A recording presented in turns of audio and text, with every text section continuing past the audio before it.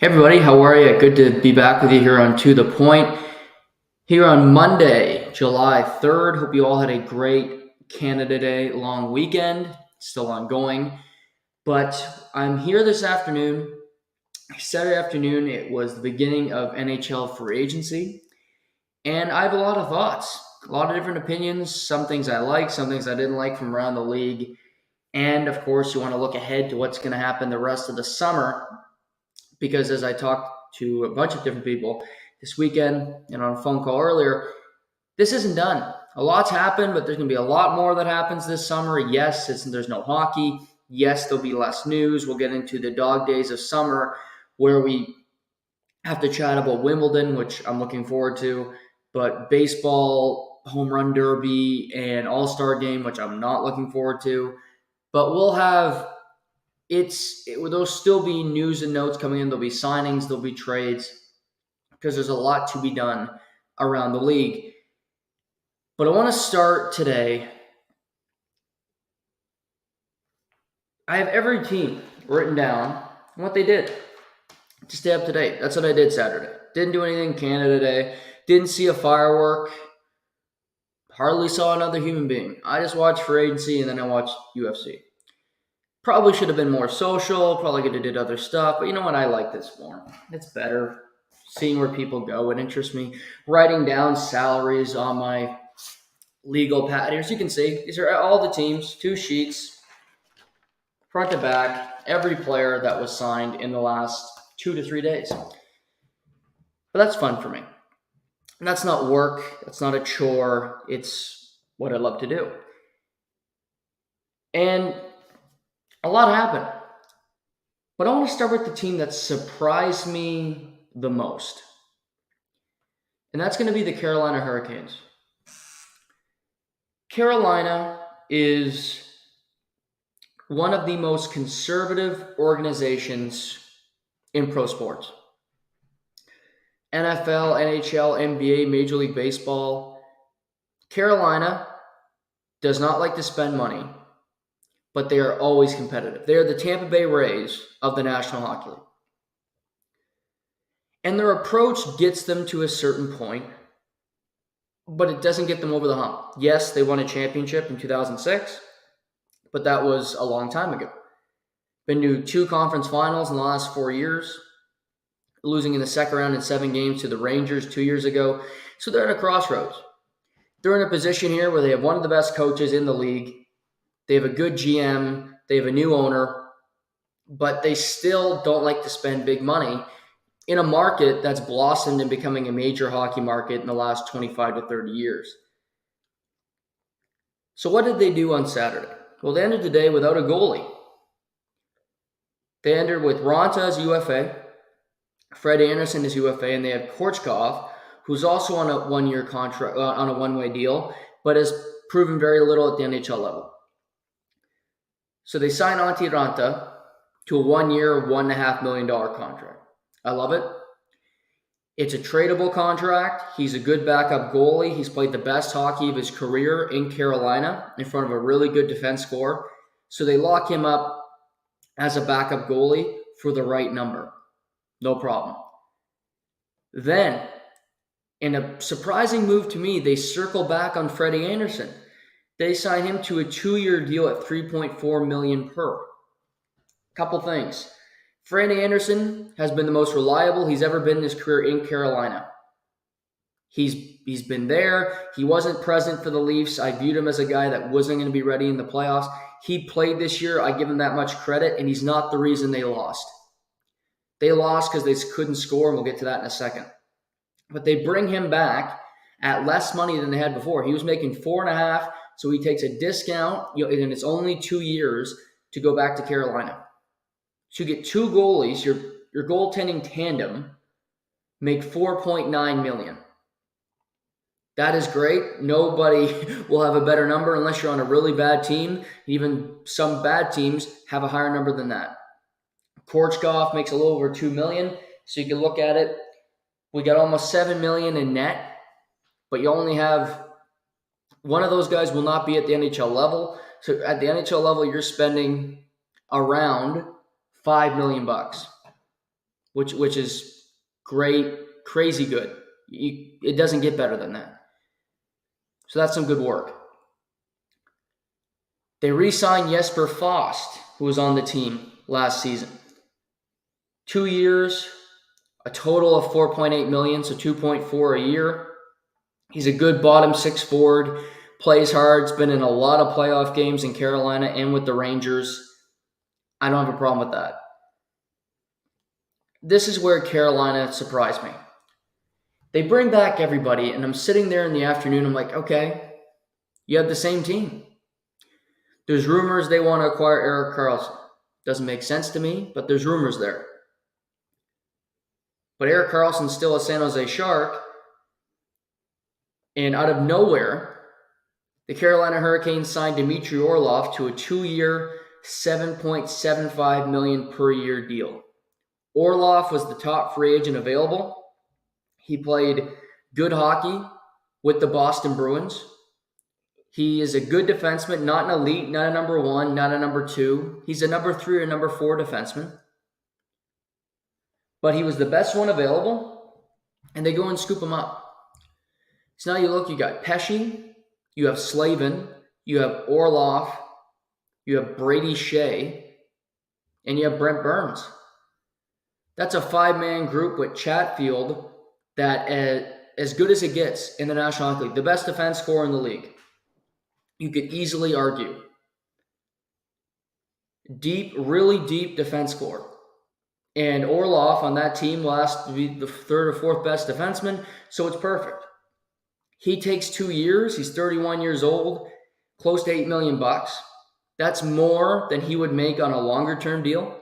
I truly believe it because I don't think he's getting $8 million on a long-term deal.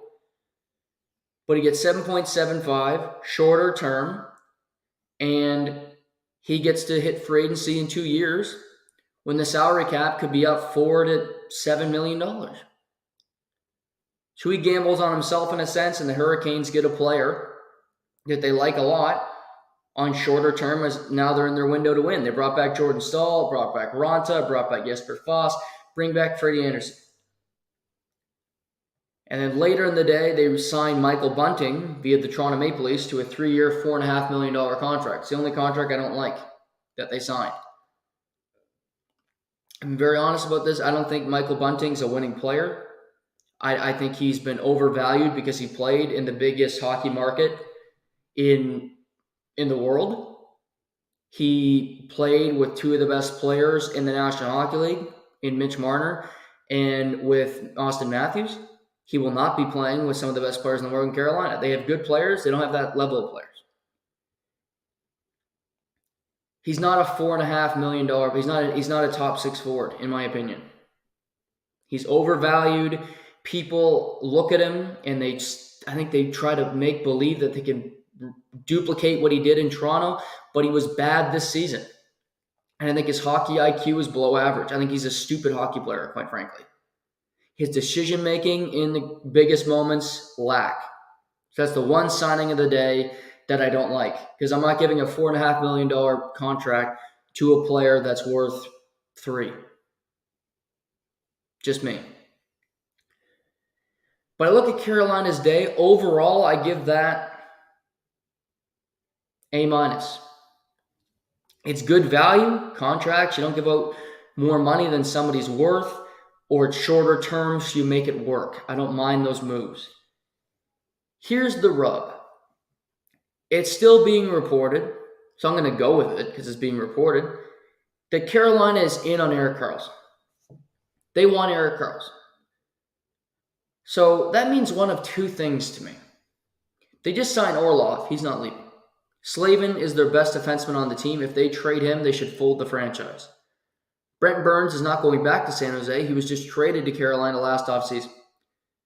So that means Brady Shea, who had a career year last year in Carolina, or Brett Pesce, who's on the last year of his deal, have to be included in that trade, or they have to do something.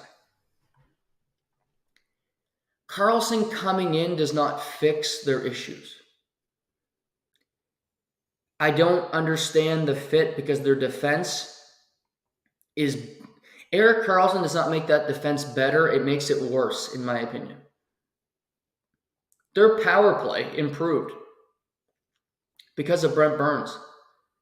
And it was also reported over the weekend that Tony DeAngelo, although the trade was nixed last week because they made a move with each other under a year ago, on July 14th, I think it's when the date is, or July 7th, it's one of those two dates, Tony DeAngelo, a trade from Philly to Carolina, will be processed. So it means DeAngelo will be back in Carolina. That's another defenseman that can produce offense. So Erik Karlsson to Carolina does not make any sense. Carolina needs offense. And you need to look at teams that can provide that for you. And if you're getting DeAngelo and you have all these great defensemen, then you should trade Brett Pesce. Because I am of the belief that defense is the most important. It's the best way to win is to have a great defense. It's a prerequisite. You need to have it. It's like when you're applying for a job and it says 5 years experience. It's in the contract. It has to happen, which they do have, but you also need to score goals. And they couldn't do it last year against a Florida team that was not elite defensively. And I'm not of the belief that you just stick with the plan, and they're not. But I want to add another person up front. Pacioretty is not coming back to this team. He signed in Washington. So he's gone. That's another guy that could have produced offense. That it has departed. You decided not to bring him back. So to me, if Pesce's not going to re-sign because he wants too much money, or you don't need him anymore because you have a defense that's loaded with talent, which they do, it's not a crazy opinion, then you move him out. And you look at it and say, we have a strength on this team. We need to get better at our weakness. And other teams around the league will look at Brett Pesce and say, we have a weakness. We need him. I've talked about Toronto and William Nylander. That's been the team that makes the most sense to me because when you make a hockey trade, it has to make sense for both sides. Where Toronto wants to try to win and so does Carolina. And yes, they're both in the Eastern Conference and you might butt heads eventually, but you both still have to try to win. And I hear all the time, Toronto's defense is not why they lose. Okay, yes. That is true, but it's also a reason why, okay, you might have lost because you can't score against the Florida Panthers, but would that Toronto defense have held up against Carolina in a series, in a conference final last year? They would have lost that series. Against Vegas, give me a fucking break. Vegas would have broke them. Ivan Barbashev would have snapped Erik Gustafsson in half. That wouldn't have happened. So if you can get an elite defensive defenseman, which Brett Pesce is, and he also can provide some offense, then do it. Maybe it's not Toronto. But Erik Karlsson, I'd rather have DeAngelo and the players you have added than to trade for Erik Karlsson. He's a problem. He's not a solution for this team. Just like he doesn't work in Toronto. I'll never be his biggest fan, ever. He's won 3 Norrises. It makes zero fucking sense to me. It will never. But what's a team that could use a Brett Pesce? A lot of teams around the league, and maybe it's a hockey deal that makes sense on both sides. The Ottawa Senators. The Ottawa Senators have an Alex DeBrincat problem, where I think his agent is playing it poorly. I think the player doesn't want to play in Ottawa for reasons we don't really know, but he doesn't want to be in Ottawa. So we know that up front. Ottawa has a good, not great defense core. I like the Chikrinad. I like Shabbat. I like Artem Zub. 3 of the defensemen I like a lot. Bernard Docker is an unknown. We don't know if he's any good. Eric Brandstrom has pretty much proven he's another Victor Mete where he was highly touted, but he's too small to have an impact at the NHL level. So, could Carolina, who needs scoring And could the Ottawa Senators, who could use another really good defense, make a swap? Ottawa, use the money that you're offering to Alex DeBrincat. You're going to have to pay give less of it to Brett Pesce. Would Brett Pesce take a 5x5 sign and trade? You could work out a dual sign and trade for both guys who are entering the last year of their respective contracts? What's so bad about playing in Carolina? You put up good numbers, you have good weather all the time. I think there's opportunities there.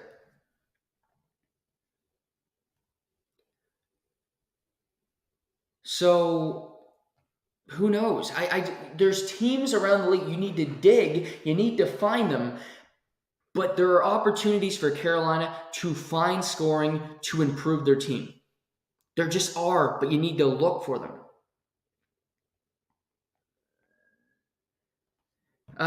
Looking other teams around the league here. In division's tough.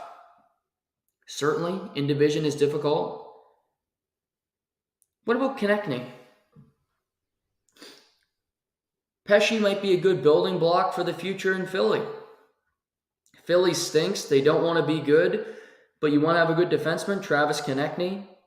I think you'll have to give up more for Konechny than just Pesce, but I like him a lot. He's a building block. I think he's a winner. So for Carolina, to me, they've had a very good couple days. But I don't want to hear any more about the Erik Karlsson rumors. Acquire D'Angelo from Philly and get a scoring winger and add him to your team. Where are the Winnipeg Jets going?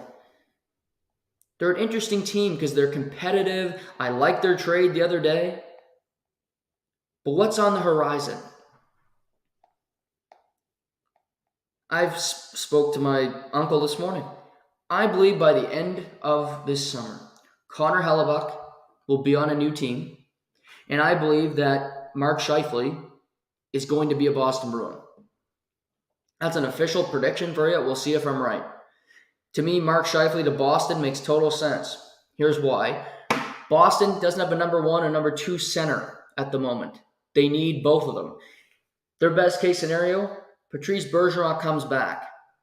He's their de facto number 1. They trade for Mark Scheifele. It's a sign and trade. They lock him up long-term in Boston. They're competitive again. They can try to win another Stanley Cup after the failure of last year. Boston has prospects like Fabian Lysell. Maybe the Winnipeg Jets could get bigger on defense. They can trade for a guy like Brandon Carlo. Just a thought. There are moves to be made. Carolina, would Kyle Connor be available? Multiple times, 30 goal scorer. He scored 31 in his career, 34, 38, 31, 26, 39. Would he be available? Doesn't hurt to call, doesn't hurt to ask.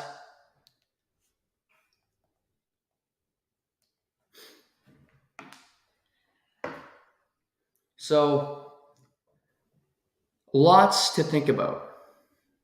Lots to think about.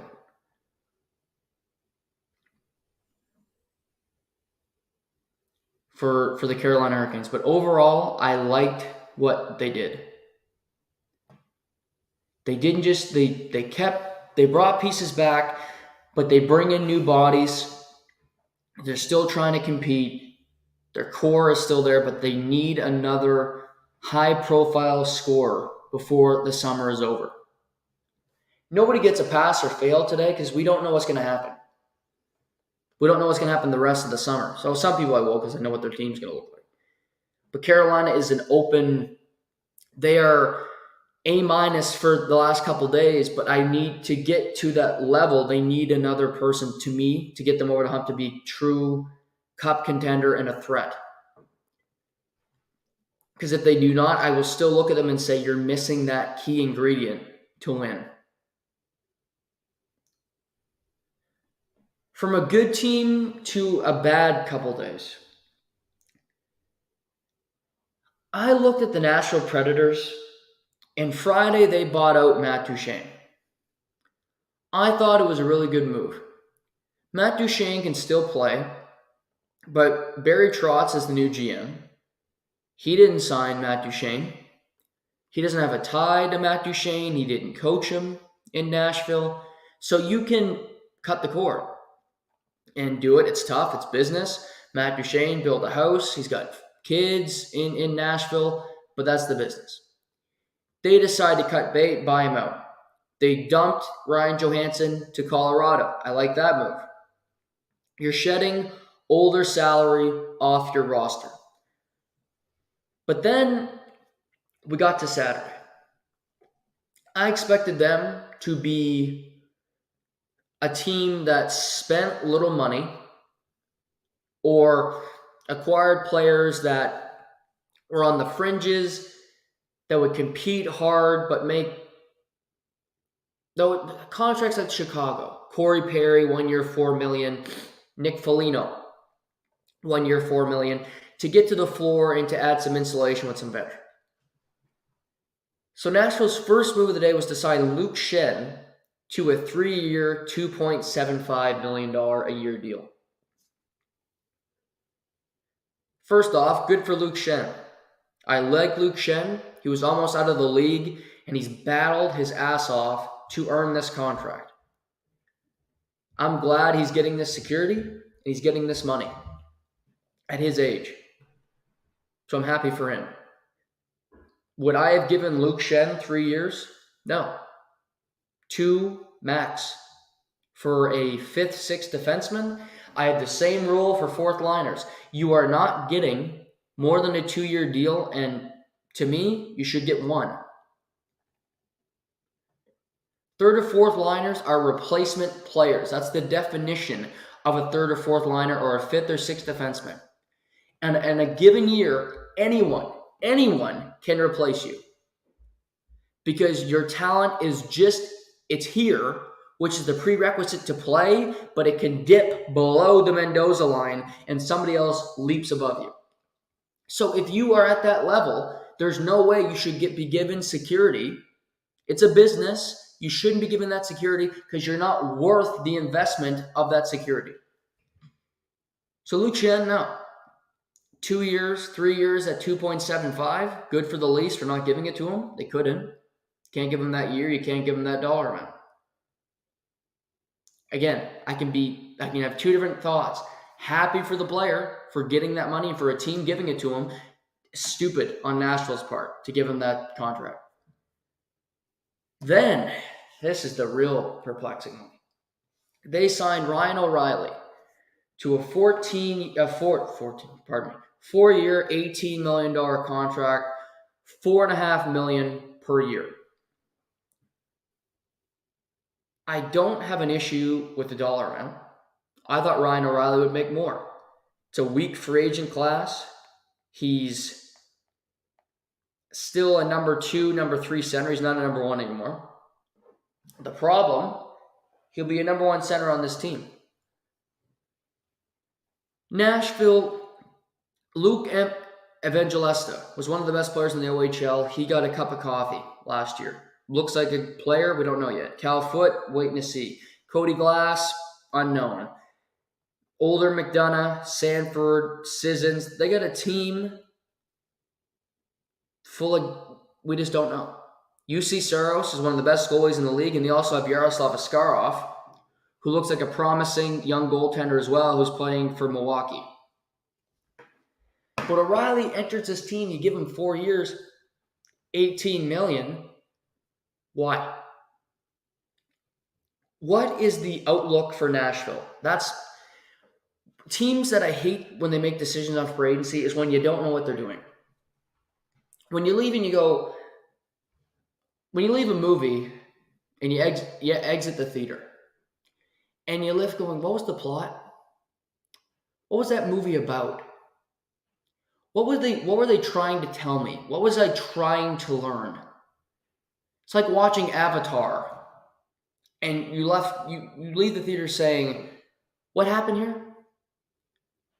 Are they trying to tell us about the Vietnam War or the Iraq War? Are they trying to teach us race relations? What is the premise of this film?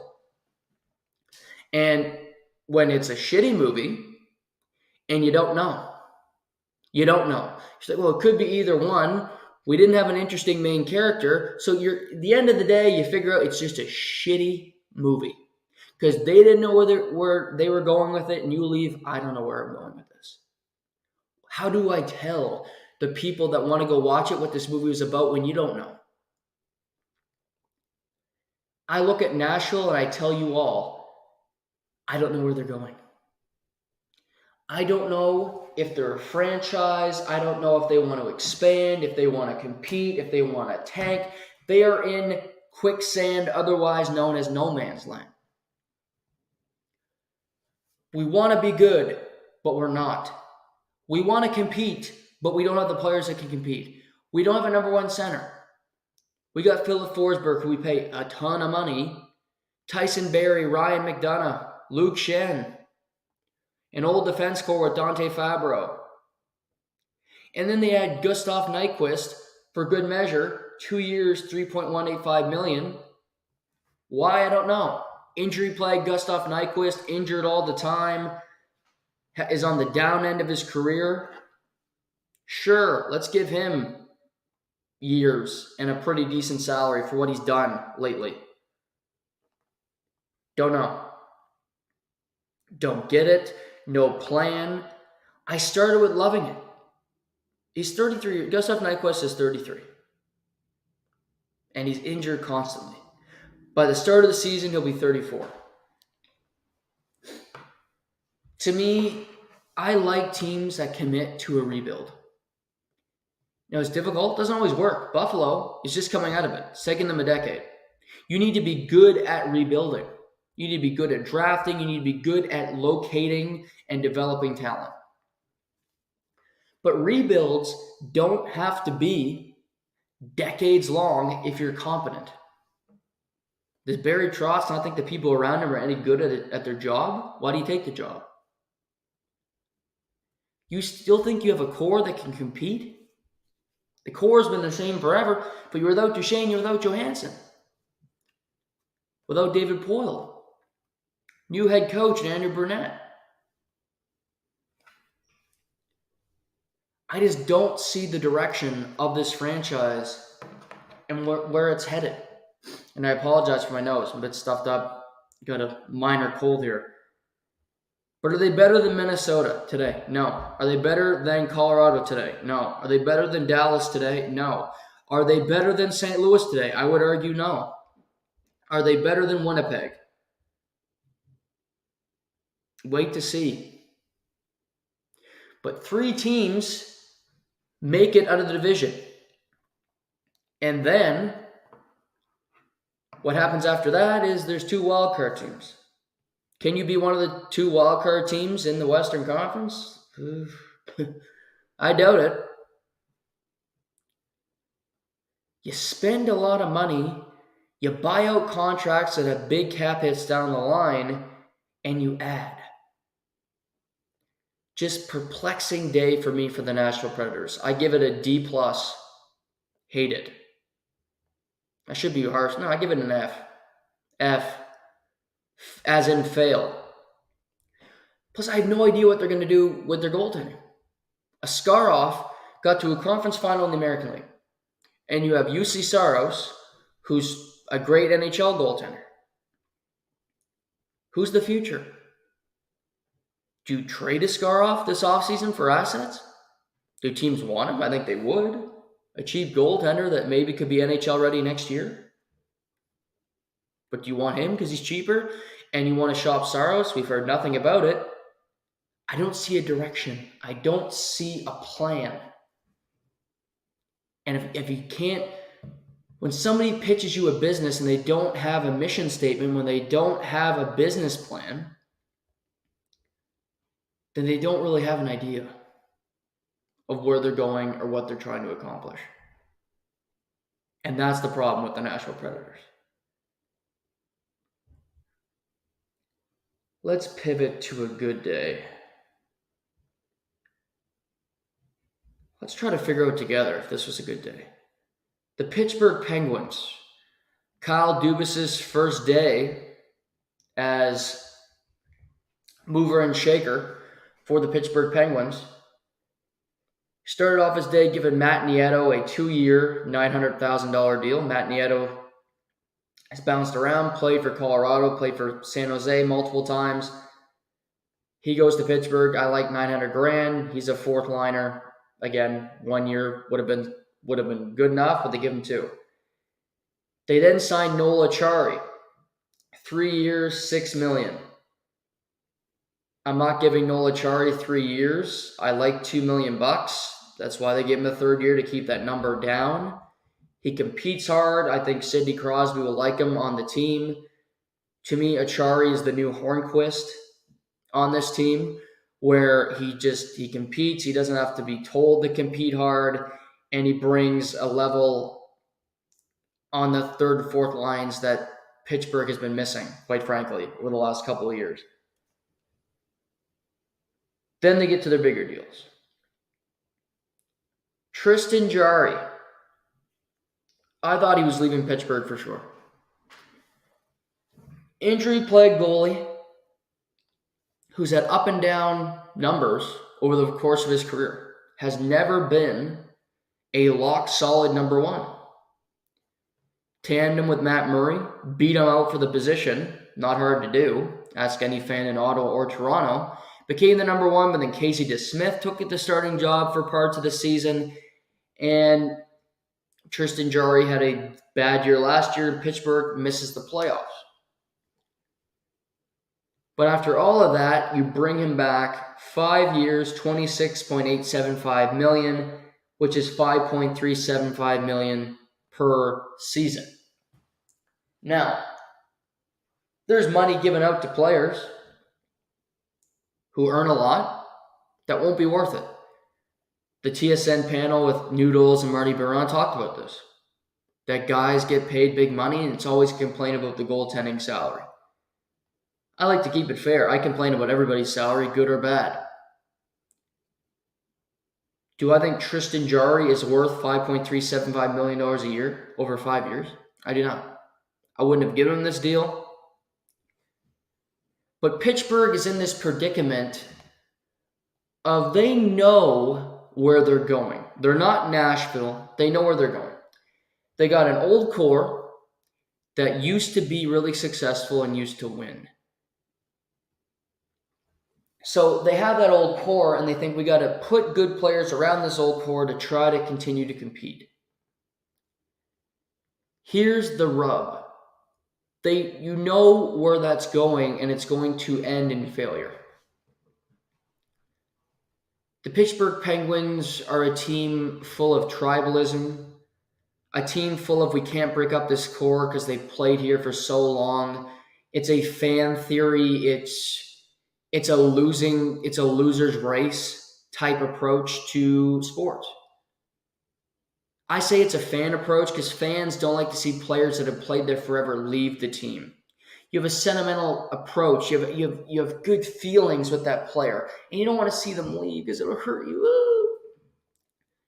But it doesn't matter.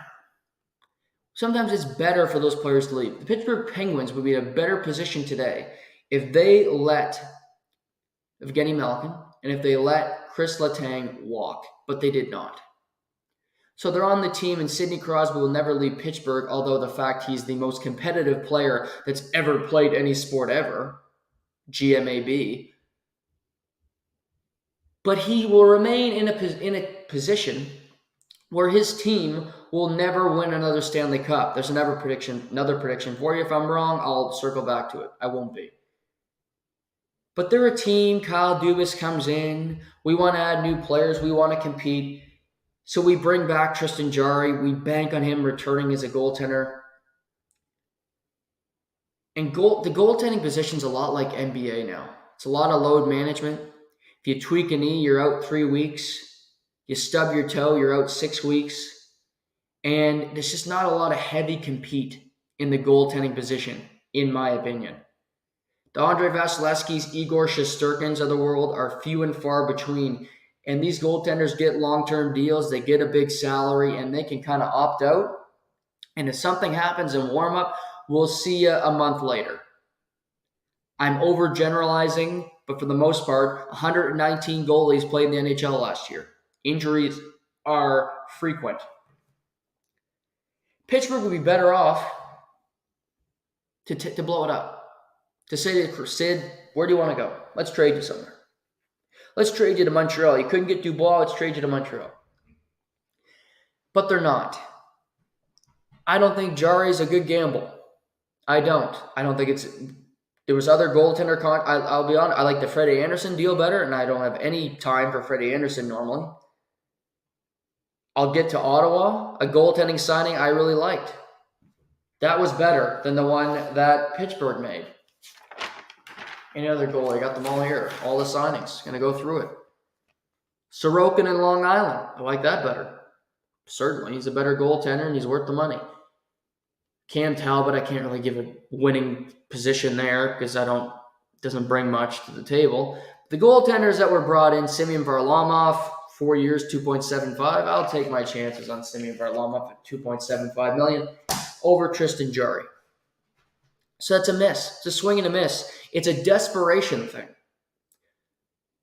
I would take my chances on Jeremy Swayman, give him an offer sheet in Boston, 4 years, $16 million. I think he'd sign it. I think he'd be happy with that contract. And the Bruins, who are cap-strapped, would not be able to match that. Or if they did, they'd be up shit creek without a paddle. So either way, you're hurting opposition. But NHL teams will not use the offer sheet anymore because they're all great people and they don't want to get the upper hand, and it's sports, so you can't get the upper hand on an opponent, of course, so they won't do it. But these are the kind of things that could happen. But do I like the Tristan Jarry signing? I don't. And the Pittsburgh Penguins outlook? They then give Ryan Graves, who's from Nova Scotia, a 6-year, $4.5 million deal. Per year deal. This is tough for me because I like Ryan Graves. I like that he's from Nova Scotia. I like the way he plays. But again, Ryan Graves, at his best, is a number 4 defenseman. He was never better than that in Colorado. I would argue he was never better than that in New Jersey. But he's a good defenseman. I'd like to have him on my team. But a 4th, 5th defenseman, I can't give a 6-year deal to. I just can't do it. It doesn't make any sense. And Ryan Graves was brought in to replace Brian Dumoulin, who departed the team. Brian Dumoulin, I believe, went to Seattle, if I remember correctly. Yeah, check my notes. He did. 2 years, 6.3. So Brian Dumoulin, who's injury prone, who was very good over the course of his career in Pittsburgh, part of cup-winning teams, they decided not to bring him back. But Ryan Graves comes in for more money and 4 more years. Now, Ryan Graves, I bank on him playing more games next year than Brian Dumoulin. Certainly, because Dumoulin's been through a lot. His body's been through a lot. Seattle took a gamble. They didn't do much. They brought in Dumoulin. They signed Kyler Yamamoto to a 1-year deal to see if they can get anything out of him. But I can't give a 6-year deal to a 4th or 5th defenseman. Happy for Ryan Graves. Lots of security. He can go play in Pittsburgh. He reunites with Sid. They're both from Nova Scotia. It's a good story.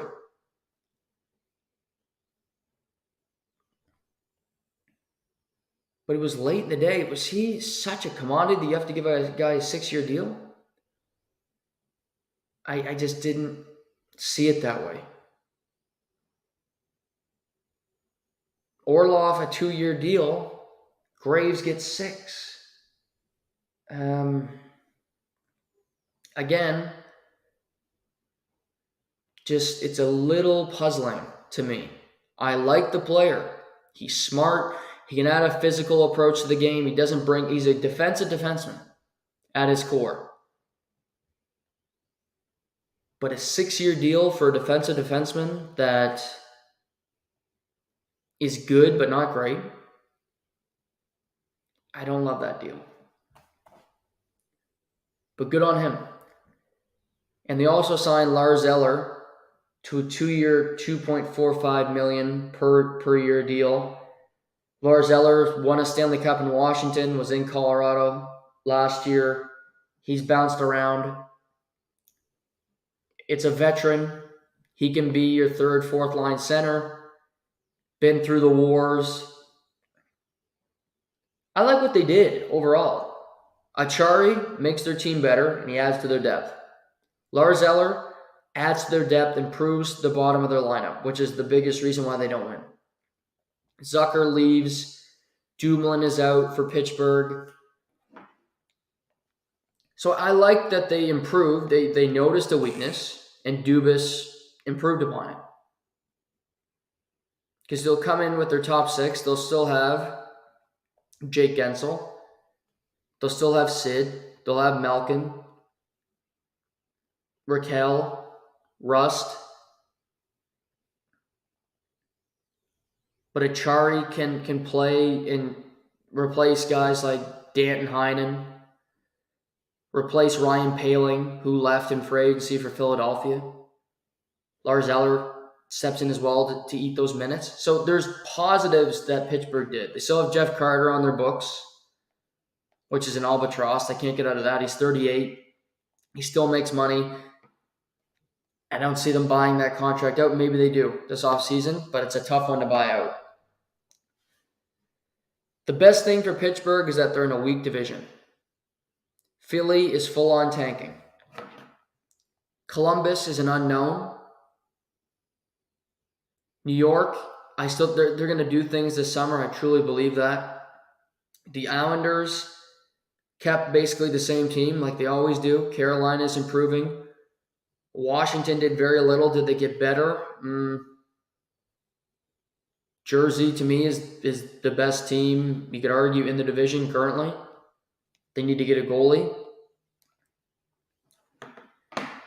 This Pittsburgh day, I will give B-, because I like what they did to add to their depth. I don't trust their goaltending, and I don't like giving that big of a contract to somebody that is a bottom pair defenseman, which on a cup contending team, Ryan Graves is. Like the Nova Scotia Ties, but he's not a top 4 on a winning team. And Pittsburgh doesn't win anymore, so maybe that makes sense as to where he's slotted where he is. I just spoke about Washington. I'll touch on them quickly. They traded for Joel Edmondson early in the day from the Montreal Canadiens for a 3rd and 7th round pick, so they had some depth on the back end. I like Edmondson. He's got a year left on his contract. So he adds to that defense core in Washington. And they also took a gamble on Max Pacioretty. 1 year, $2 million plus another $2 million in incentives. Pierre LeBrun reported he will likely be available in November or December. He'll at least miss the first month of the season. I don't mind this gamble because Washington's a gamble team. And not that they make gamble signings all the time. They're just, Washington is in a weird position, like Pittsburgh, but I think Pittsburgh is better than Washington. Darcy Kemper is signed. He's good, not great. But you look, Backstrom's a year older. He had hip surgery. He didn't play all that well last year. 21 points in 39 games.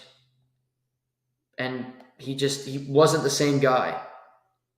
John Carlson missed a large chunk of the season because he broke his face when he took a slap shot to the face. I was watching that game. Scary thing. He missed over 2 months, then got another injury late in the year. What's up with him? Evgeny Kuznetsov, one of the most unreliable players in the league for multiple reasons. His play and also his off-ice activities. I would look to trade him. If teams want him, I would trade Kuznetsov in a second. Sonny Milano, he's a depth player. Ovi is great. You know that? Sandine, how good will he be in a full year in Washington? We don't know yet. Connor Sheary has departed the team for the Tampa Bay Lightning. Dylan Strome was good, not great in his first year. And Tom Wilson, who I love, only played in 33 games last year. So Washington is an old team that adds another old player, Max Pacioretty, who is injury prone. Just looking at that roster, if it started today, that Washington team is not making the playoffs. Ovi will score a bunch of goals. They'll have a good power play, but they don't have enough depth. They're not a scary team. They won't be going on a run. Unless the players who want to call their cup in Hershey can come up and be excellent, they won't be winning because they don't have the depth to compete. So Washington's in a worse position than Pittsburgh because at least Pittsburgh has the illusion of hope. Pittsburgh can be a playoff team because they have better depth and they do have good players on their team. They do. Washington, I look at Ovi and I say, who can you rely on to play with on a given night that's going to be great? I don't think he has anybody that he can put on a wing that you're totally comfortable with. You can't be completely secure in Nick Backstrom because you don't know if he's going to be available. He gets hurt all the time. Kuznetsov is going to be suspended. He's going to be there. Tom Wilson, you'd love to have him. He's injured. Anthony Mantha, come on. TJ Oshie is the person I'll say that you can have the most faith in. He's there, game in, game out, and he competes hard. But Obey Kubel, Matthew Phillips, Nick Dowd, Garnet Hathaway left the team. He got traded at the deadline, but he didn't re-sign. I don't see a great team. I don't see a team that's going to be in the playoffs. Ryan Leonard, they drafted. Is he going to play at 18? I doubt it. So, Washington adds some veterans, but it's a quiet day because they don't have a whole lot of money. And they don't have a whole lot of options to be competitive because they're not going to be. They're going to miss the playoffs again, and I don't see them getting better very fast. They had a really good run, but they're paying for it now at the tail end of it. Ovi will never leave. That's another guy who should look elsewhere. Look at a team. You want to break the goal record in Washington, as does Ted Leonsis, the owner, wants him to break the goal record in Washington. But it's no good for Ovi. Because Ovi's not going to win in Washington anymore. He might not make the playoffs again the rest of his career in Washington. That's not an overreaction. That team's going nowhere fast. Would a team take him? Absolutely. Even at his salary. Where to go to next? I want to prolong the Toronto chat as long as I can, just for fun.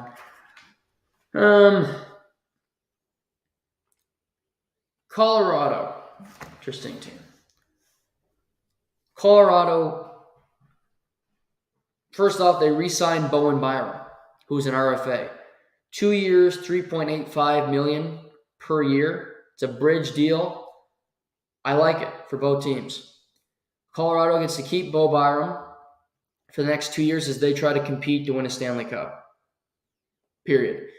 They believe they're still in the window to win. They lost in the first round last year, but they're trying to make moves to get better. They made a smart trade with the Tampa Bay Lightning. And who did they bring in now? I'm trying to think of Ross Colton from the Tampa Bay Lightning. They couldn't pay him. They had to move him off the books. Ross Colton comes into Colorado. He's a 20-goal scorer minimum. He might score more than that with the talent they have. Yes, Gabriel Landeskog is out, but they're still making moves. Byram at that number allows them to compete. Miles Wood, they bring in from New Jersey. A big physical winger that has intangibles that I like. Now, they signed him 6 years. Don't like that. But it's at $2.5 million. So a very low number. I wouldn't have given him 6 years, of course. But I think Colorado has the approach. When we won At the trade deadline, we got Josh Manson. Sammy Gerard exited the lineup. We got some physical players on this team that helped us win. Miles Wood, game in, game out, he will throw hits. He's competitive. He's a pain in the ass, and he's not fun to play against. He just isn't. You ask anybody around the league, the guy is not liked. So you add him into the breach. You have to get through a tough West. You have to get over the Vegas hump. You have to get by Edmonton, Los Angeles, these big, heavy teams. Miles Wood helps you in that. What I will say is $2.5 million with the salary cap going up, even with 4 years left on it, is an easier deal to swallow. And McKinnon is still in his prime. You have Rantanen in his prime. You have Cale Makar in his prime. Bowen Byram in his prime. Ross Colton's still at a very high level. This team is ready to compete. This team will want to compete for titles the next number of years. FanDuel, currently the Avalanche, are the betting favorite to win the Stanley Cup. For a reason, because they're a good team. Jack Johnson returned to the Avalanche yesterday. Didn't see that. Just coming up now as I Googled the team. So he's back. They love him there. Does Nichushkin come back? Landeskog's out for the year, but you have Georgiev, who you like, Devon Toews, Ross Colton, Miles Wood, Byram, Johansson, who you brought in to take a chance on, Lehkonen, who's a great player, O'Connor brings you a different element. Colorado's got a good team, and then they took a flyer on formerly great Jonathan Drouin. Drouin, who's had let's be honest, a horrible NHL career so far. Memorial Cup champion, 3rd overall pick, and he played 6 seasons with the Canadiens. He earned $5.5 million per year. Was not worth it. He missed time because he was late for meetings. He was going through things off the ice. And he's searching for something. He's still only 28 years old, Jonathan Drouin. And Colorado gets him for 1 year at $825,000.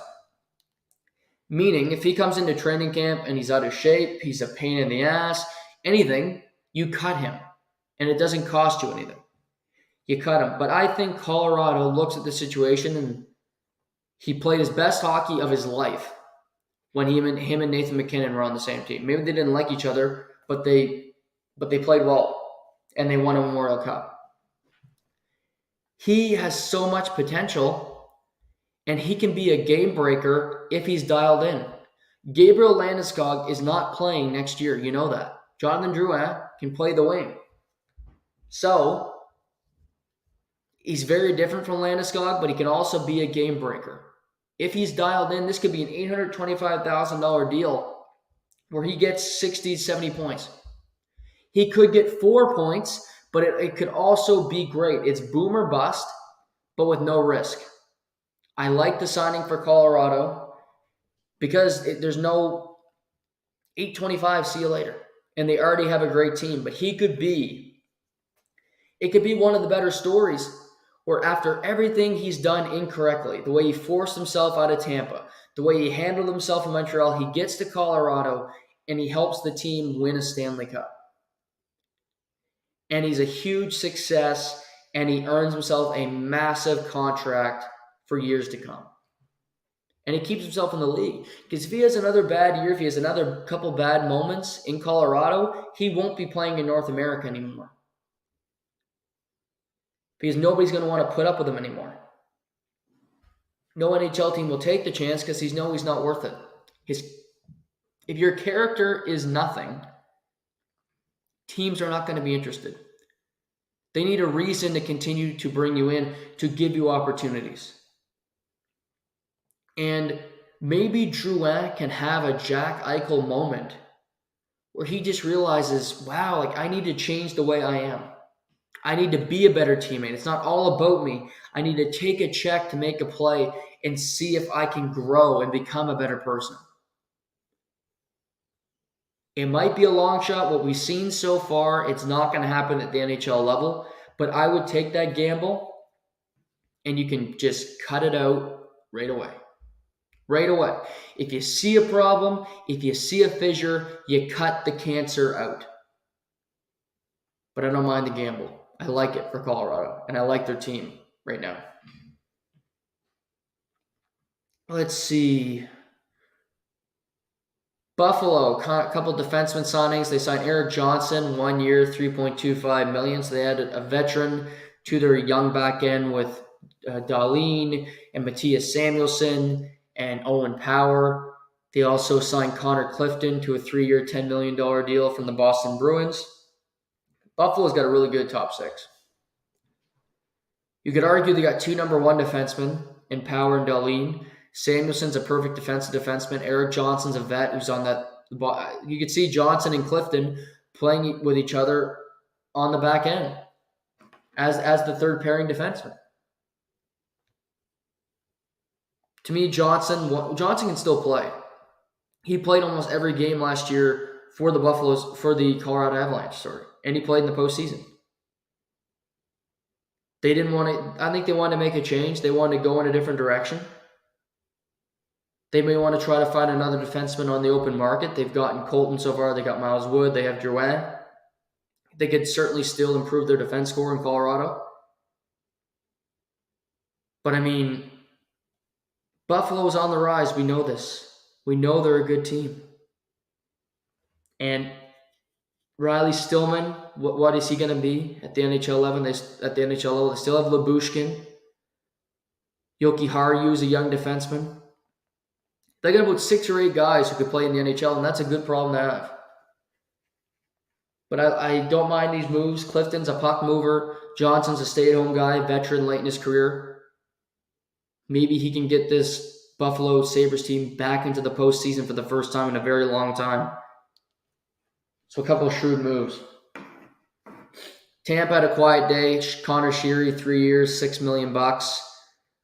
One thing I can say about him, he's played with Pittsburgh's won Stanley Cups. He's been in the postseason, so that fits the Tampa Bay identity.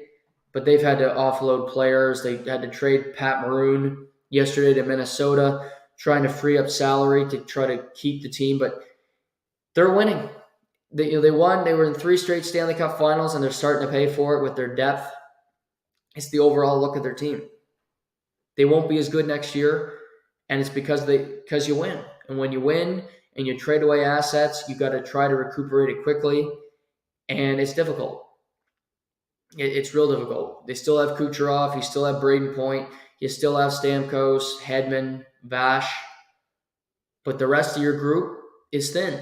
The Colemans and the Coltons and the guys who really helped you win, Barclay Goodrows, they're gone.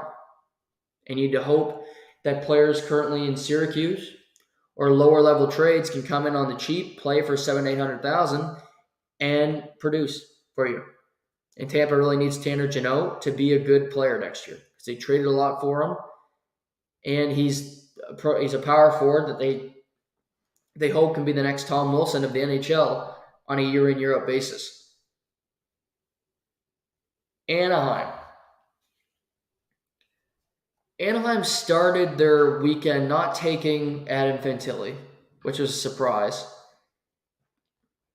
And they then said, you know what, we're going to spend some money. But Anaheim, to me, is nowhere close to being a competitive team when it comes to making the playoffs. They're not close. Their goaltender looks depressed in the net. He looks like he wants to get out of Anaheim. He's tired of losing, tired of being shelled game in, game out. John Gibson. And I don't know if there's a big appetite around the league for him because seemingly every team has a goaltender. Maybe LA would take a chance on him because they don't have a number one currently. Potentially New Jersey would look at John Gibson. But Anaheim spent some money. First signing of the day was Radko Gudas, 3 years, $12 million total. They give him $4 million a year. Was just fantastic in the postseason for Florida. I'm disappointed he's not going to a playoff team because I love watching him play in the playoffs. Leaf fans hate Radko Gudas because he kicked their ass. He destroyed David Kampf. And he's mean, he's not nice, and he plays unlike the whole Maple Leafs roster prior to yesterday. So that's why they hate Radko Gudas. He's everything they're not. They're pretty, they're proper, and he goes to dinner and he kicks over the table and he tells the mother of his girlfriend, yeah, that meal wasn't all that good. He tells the truth. So, and the truth hurts. Shout out Lizzo. But Radko Gudas, he goes to Anaheim, Drysdale, Fowler, a young defense that they're hoping to bring along. He's a good mentor. He's a good mentor to have, in my opinion, for the Anaheim Ducks. Plus just the rest of the team. McTavish is young, Zegras is young, Terry's young, Drysdale is a young player. But Colton White's a guy they hope that can continue to grow in the back end. He's a young guy. Obviously, Drysdale. Jackson Lacombe is a guy who might play at the NHL level next year. They have a lot of different lineup decisions to make. Who's going to make this team on the back end? Currently, they have Nathan Beaulieu under contract, Simon Benoit, Trevor Carrick, Cam Fowler, Gudas, Scott Harrington, Andre Schuster, Urho Vakanainen, and Colton White. And not named there is Drysdale because he was injured. So if I include Drysdale's NHL level, Fowler, Gudas, nobody else. Beaulieu's no lock to make a team just because he's been around for a while doesn't mean he's going to make the team. Scott Harrington's seemingly played for every team in the NHL. He's still on a roster. Schuster's been around a while too. He's 32. Does he get to play in the NHL again? He's played in the American League a long time now. Trevor Carrick, Benoit. I don't know. You need bodies just to fill out a roster as well, and he'll help that team compete. One thing I think you could say about Anaheim last year, too many nights, it was an embarrassing defeat. It was, we gave up, we just gave in. They blew us out 8-2 when the game could have been 5-2. Sometimes that matters where it's just you need to have a sense of compete on a night-in, night-out basis, and Radko Gudas is full of compete. They also signed Alex Killorn to a 4-year, $25 million contract. Good for Alex Killorn. Alex Killorn was not going to get this from a contender. Not this type of money, nor a 4-year term. He's 33 years old, so that brings him to his 37 when this contract's up. I love Alex Killorn. Huge part of Tampa winning. Born in Halifax, Nova Scotia. Had 27 goals last year. Career high. 64 points. To me, he's just a really solid player. He played all 82 last year, and he's another compete guy. He can finish when you give him the puck. So, Leo Carlson, if he makes the roster? McTavish, Strome, Zegras. You have a veteran there that's been in playoff wars, that's done it. So to me, he might go to a team that's not going to win anytime soon, which I don't believe they are. But he'll get to mentor these young guys, and he gets life-changing money. 4 years, $25 million is a pretty damn good check at 33 years old, and he's used to living in Florida, really nice weather. He goes to Anaheim. $6.25 million a year. I think he would have loved to finish out his career in Tampa, but they couldn't afford him, and he was offered great money to go to the Anaheim Ducks. And maybe at the back end of this contract, he gets to compete for a title again. But we got to remember, he's got 2 Stanley Cups already. 4 appearances, 2 Stanley Cups.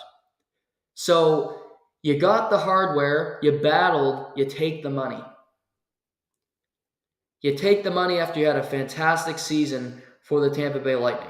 You've done everything you can for that franchise. You go to Anaheim. Good for Killorn. Awesome player. I think he'll help the youngsters there, but they're not close to winning. All right, let's pivot to Canadian teams, and I'll circle back on the Islanders at the end and touch on Arizona briefly. Let's start with the Toronto Maple Leafs. Toronto had an interesting weekend. Well, first, Friday was the first round of the buyout window.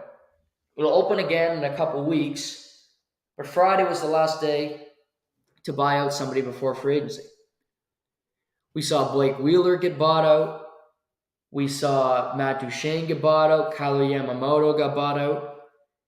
And Toronto did not buy out Matt Murray, which was perplexing to me because that's an obvious one. He can't be on your team at the start of next year because Samsonov's an RFA. You need to find the money to sign him. They need to re-sign William Nylander, probably, and sign Matthews, long-ish term, 5 years max, book it, in this summer as well. Potentially, of course. All these potential. But that's their job. That's Tree Living's main jobs this summer is to do that. Their first signing was to sign Ryan Reeves, 3 years, $1.35 million. I like Ryan Reeves as a personality. He's one of the most interesting interviews in the NHL. He's one of the biggest personalities in the league, and I will always appreciate that. The league is so fucking bland. The average interview in the NHL is like that cookie that you get if you're Catholic. You get the wine, you get that cookie, whatever the hell it is, that little white thing, and you eat it. And you think it's really good at the time, but actually you're in church and you're hungry, so anything will taste good. Plus you're in church because you're probably fucking bored to death. So anything other than singing a hymn sounds really fascinating. But you eat the cookie, right? And you enjoy it. So that's why Ryan Reeves is great for Toronto, because nobody on that team has any fucking personality. John Tavares, nothing. He's like a skunk. He stinks the way he speaks. Nothing comes out of it. Matthews dresses nice. UFC in May, as I like to call him. No personality. Marner, nothing. So their best players bring nothing to the table. When it comes to interest, when it comes to promotion, nothing. Ryan Reeves is a fighter. He's a blue-collar guy. And there's a lot of blue-collar Maple Leafs fans. The people that don't get into the arena. The average person that you know is a Maple Leaf fan that's blue-collar. They work hard, they make their money, and they go home and watch the Maple Leafs play. They'll love Ryan Reeves just like they love Ty Domi, just like they love Colton Orr, Fraser McLaren. You go on through the years of fighters that the Maple Leafs have occupied. But this isn't the 90s. This isn't 10 years ago where a player like Ryan Reeves is needed.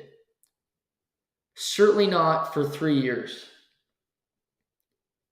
This signing is a waste. He will be there and he'll play in the regular season.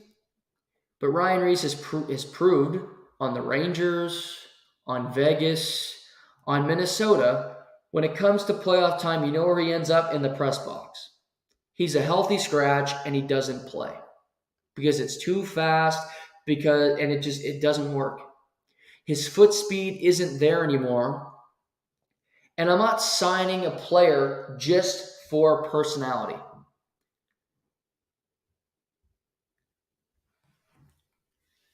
I like Revo Cop, but it's not a smart signing because it's just not where the league is currently. I like his physical play. I like his personality, but it just doesn't mesh with where the league stands currently. And I'm not giving a 3-year deal to the 12th, 13th forward. You give him a roster spot, he makes $1.35 million. That means you can't send him to the minors. You are taking a roster spot from somebody else. And on a given night, he won't be needed all the time. And anytime Austin Matthews gets punched in the face, Reeves won't be on the ice. So it's a moot point. There are power forwards, and I think they did a better job yesterday. We'll get to that in a second. They then signed John Klingberg late on Saturday to a one-year deal, $4.1 million a season.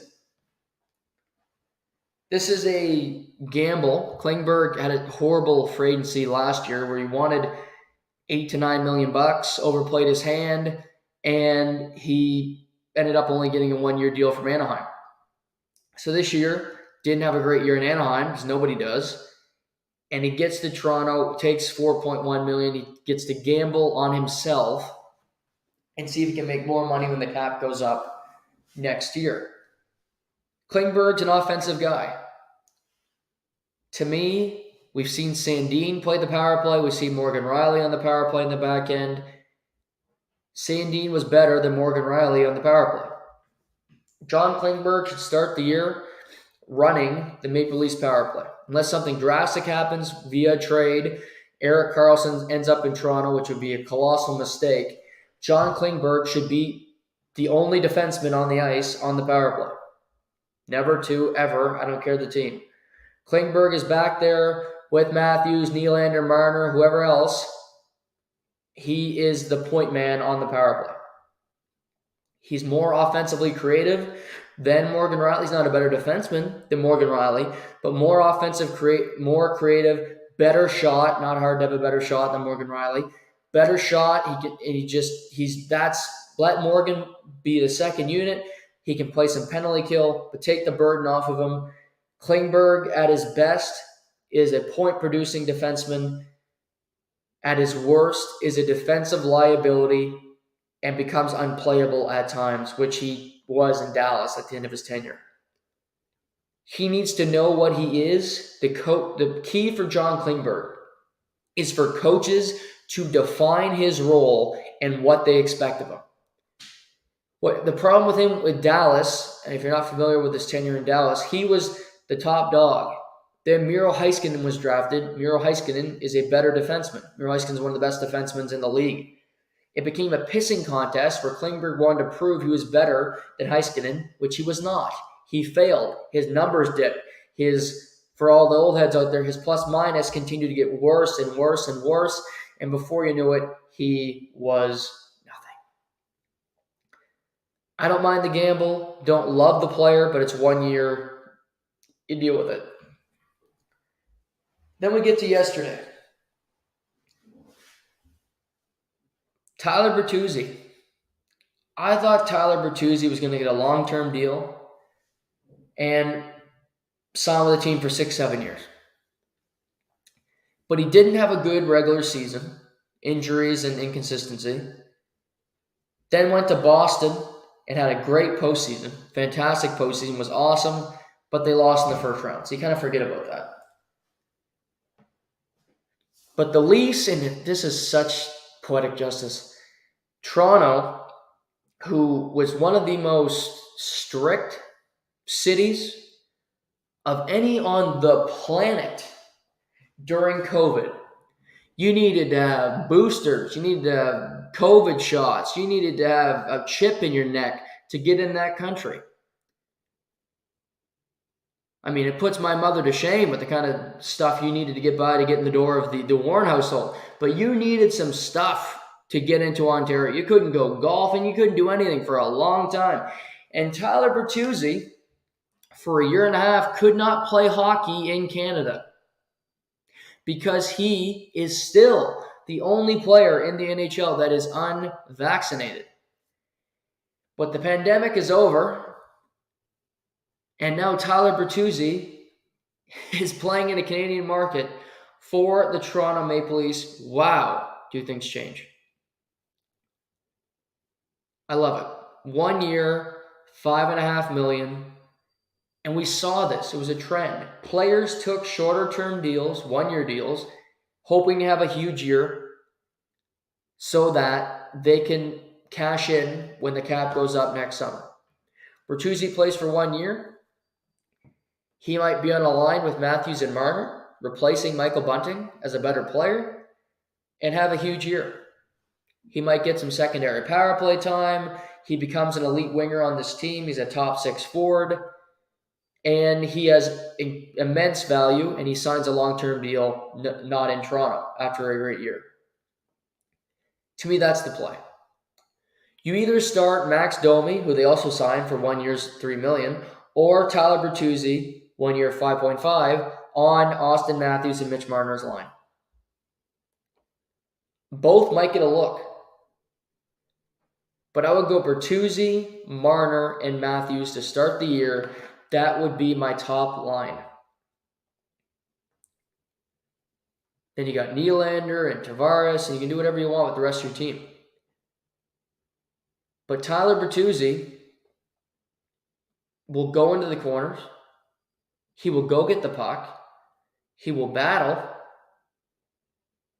But if you go Marner, Matthews, and Bertuzzi, you go Tavares, Nylander, Matthew Nyes. It's a pretty damn good top 6. Kampf, Lafferty, Yarncroke potentially is your third line. Or you could go Kampf, Yarncroke, Domi, and then you go Lafferty, Reeves, Robertson. Is he going to make the team? The prodigy? The other prodigy? Is he going to make the team? But you're adding depth. Pardon me. That's the best thing, is that you have options.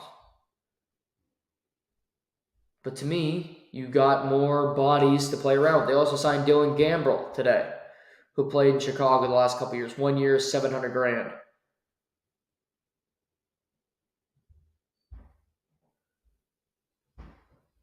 So I like the 2 signings. It adds a different personality. The Reeves one was the miss for me. He was the miss when it comes to finding somebody to change the look of the team. They also have Zach Aston Reese still on the team, so they even have more options with him. But the Leafs add more depth. They can have third and fourth lines that you can at least look at. And this is at least a checking line. We can add some offense here. Kampf and Max Domi, I think, could mesh well together because Domi adds some offense that Kampf doesn't, but he plays so well defensively. So there's some room to play around, and I like both of the moves. Max Domi, to me, has had a good couple years. He had a good season in Chicago on a really bad team, then went to Dallas, and he was productive in the playoffs. He's been to a conference final, and he's been to the second round the last 2 years, more than the Maple Leafs have. So he has that experience. He's been through long runs, and I think he's going to be excited. I think he's going to be motivated to play in a big hockey market, to play for the Toronto Maple Leafs, the team his dad played for. Another pajama boy returning home, if you will, with John Tavares. So for the Leafs, the last couple days, I'm going to give it a B, maybe B+. First 2 signings are iffy. I don't like the Reeves one, so I'll give it a B+. Now for the Leafs, their job, to me, I don't want to give out any more assets to get rid of Matt Murray. I buy him out. Buy him out the next period. He can't be on the roster to start next year. Just can't happen. The team can't do it. The fan base can't see his face. It just, you buy him out. Samsonos and RFA, perfect world, 4 years times 4.5. Or maybe you match what Ottawa did with Korpisalo. You go 5 years, $20 million. That's 5 years, $4 million per year. You also have and I'd go Samsonov and Joseph Wall into next season. That's my goaltending tandem. With that team, it should be good enough to win. Aiden Hill just won a Stanley Cup with the Vegas Golden Knights.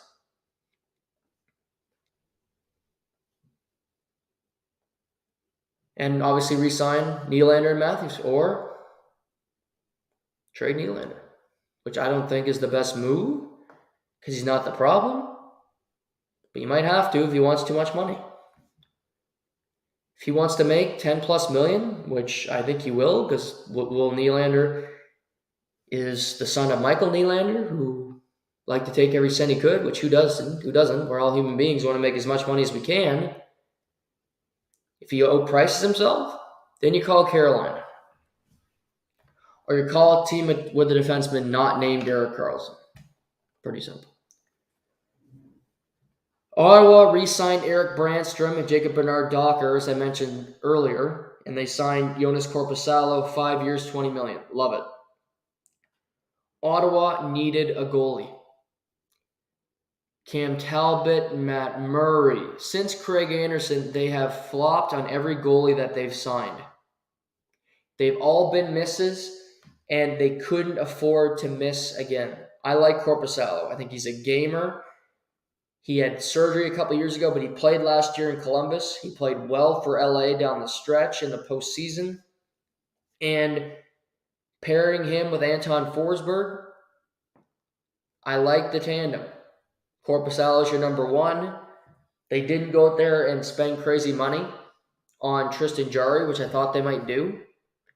They didn't decide to trade for Connor Hellebuck, which I did think they could have been in the market for. They didn't give an offer sheet to a Swayman or a Samsonov. I like what they did. I do. Korpisalo is a good goaltender. They have a team. They need to decide what to do with DeBrincat. And Pierre Dorian, be creative. Be creative. Can you turn DeBrincat into a player on your roster? That is an imperative to me. That trade's going to be difficult. It's going to require a lot of moving pieces. But I don't think he fits on the team. I'd rather have another defenseman on my team that can play. Make it happen. I give Ottawa B+ as well. Let's see. Edmonton. Quiet day for Edmonton. Not a lot of money. They're going to do more coming up. They got Bouchard, who they need to sign. They have a number of restricted free agents who need money, and they don't have a whole lot of salary cap space. They bought out Kyler Yamamoto, and they signed Connor Brown to a 1 year, $775,000 plus $3.25 million in bonuses. Don't mind the gamble. He's coming off a torn ACL. He played with McDavid, and to me, he fits that team. He's kind of like a Zach Hyman type. To me, he's a third liner, in my opinion. And looking at their team, so they have to sign Dylan Holloway. Ryan McLeod, who's an RFA. They have to sign Evan Bouchard, who's an RFA. Evan Bouchard will be an interesting deal. Bo Byram signed a shorter-term deal at $3.85 million. Evan Bouchard is not a better player than Bowen Byram. He's got a better shot, and he's important to Edmonton, certainly, but he's not better. I think he'll want big money. If I'm Edmonton, I look at a shorter-term deal because you're in a window to win right now. You don't have the cap space. They have $4.775 million in cap space currently. And you got to sign two players, and Bouchard, who knows? They got two goalies locked up for the next 3 years apiece. Kulak for 3 years, CC for 2. Derek Ryan for another 2. Hopkins for 6, Evander Kane for 3, Zach Hyman 5, 3 for McDavid, 2 for Draisaitl. So they have their core locked up. But they need to find room to make this happen, move a contract out if that's what has to happen, or find deals that make sense for Evan Bouchard. If a team wanted to press Edmonton, just like a team could press Boston with Jeremy Swayman, sign him to an offer sheet, because I don't know if they can match. It's a difficult process for Edmonton to match that because they'd have to teams would know they got to move money out, and teams might call on Dylan Holloway, who's been really unknown, but I think Edmonton banks on him being on the roster next year.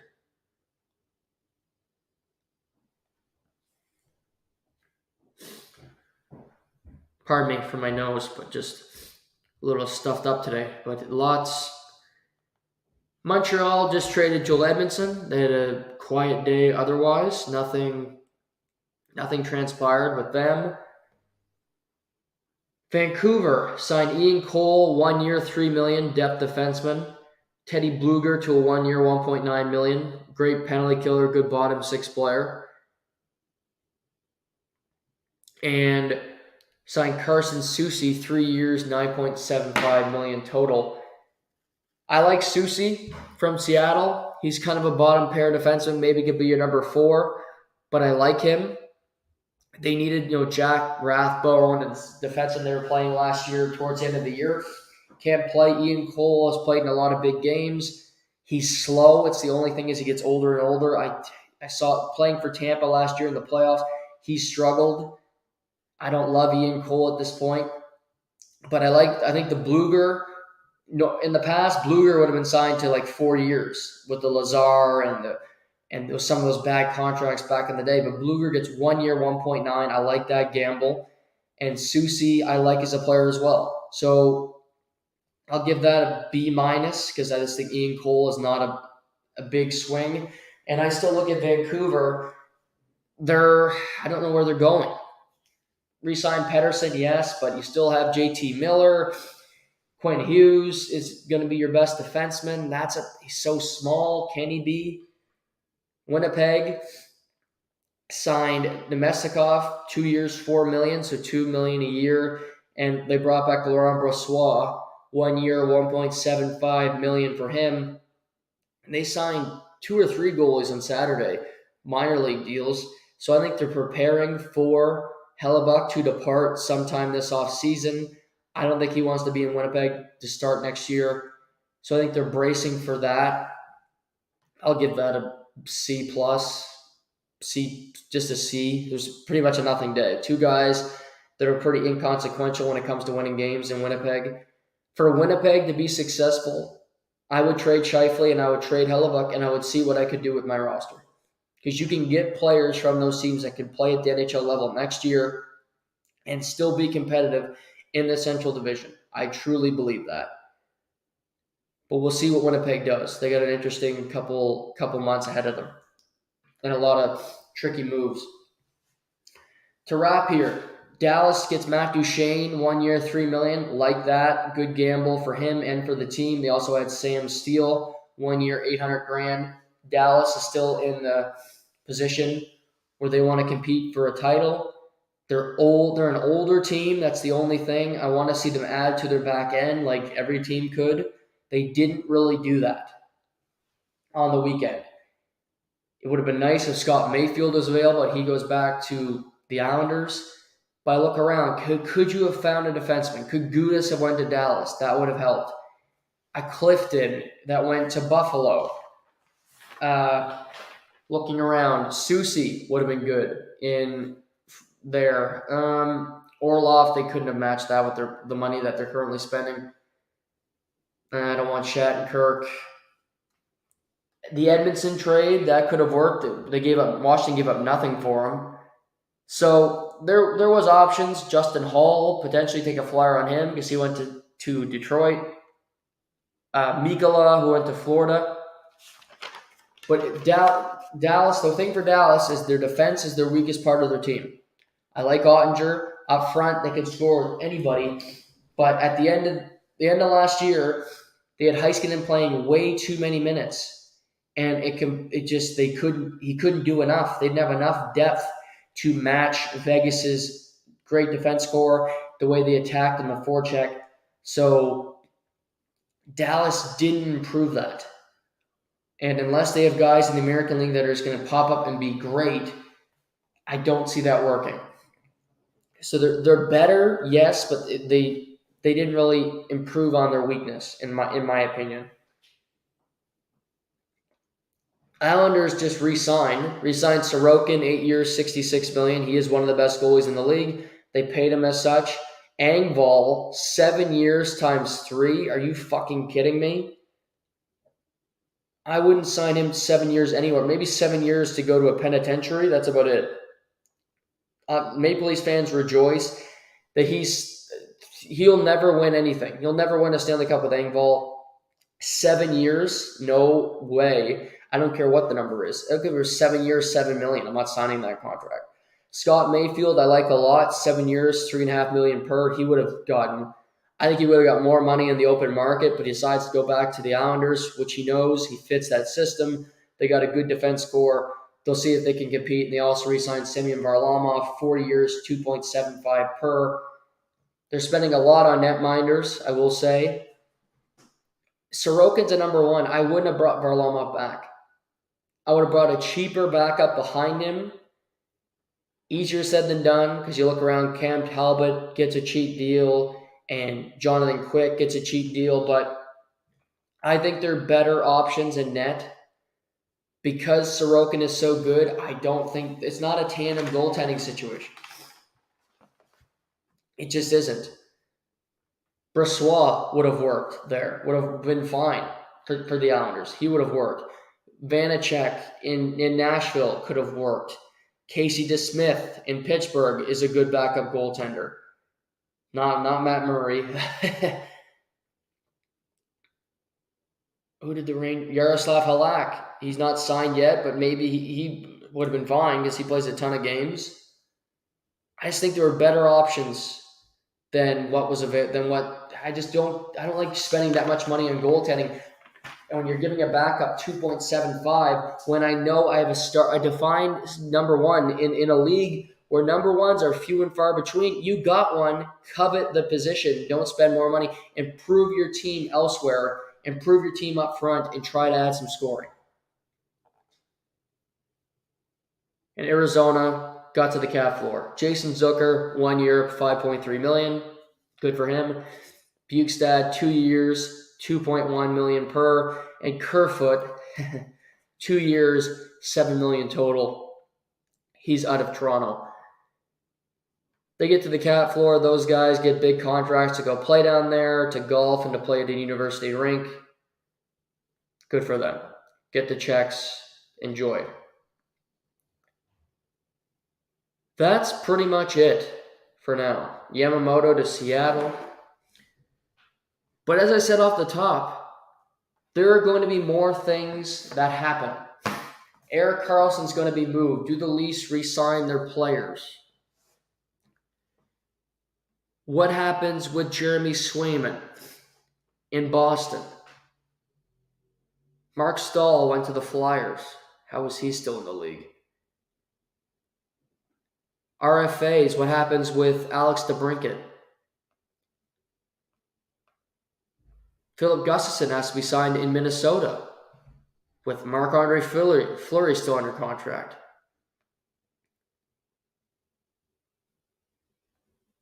Article on TSN, Predators are winners. I disagree. And they don't say who wrote the article, so I can't say they're wrong. Just say TSN's wrong, I guess.